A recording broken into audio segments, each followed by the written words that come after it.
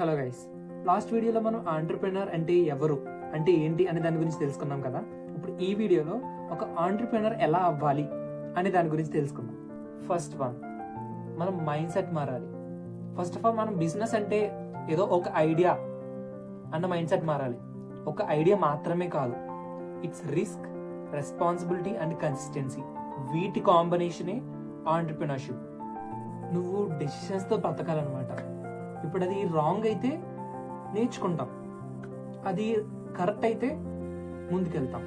So it is what about entrepreneurship. It's the first step. So ఒక entrepreneur అవ్వాలి, ఒక successful business, ఒక successful startup start చేయాలి అంటే ఫస్ట్ స్టెప్ ఏంటి? మన మైండ్ సెట్ మారాలి. It is all about responsibility plus discipline and risk. So ఈ 3 ఫ్యాక్టర్స్ కన్సిడర్ చేస్తేనే మీరు ఆంటర్ప్రెనర్షిప్ లోకి అడుగు పెట్టండి. సో సెకండ్ స్టెప్ వచ్చేసి నెక్స్ట్ వీడియోలో మనం డిస్కస్ చేద్దాం. సో ఈలోగా మీకు ఎలాంటి డౌట్స్ ఉన్నా, ఇంకా మీకు ఎలాంటి థాట్స్ ఉన్నా నా కామెంట్ సెక్షన్లో షేర్ చేయండి. Thank you.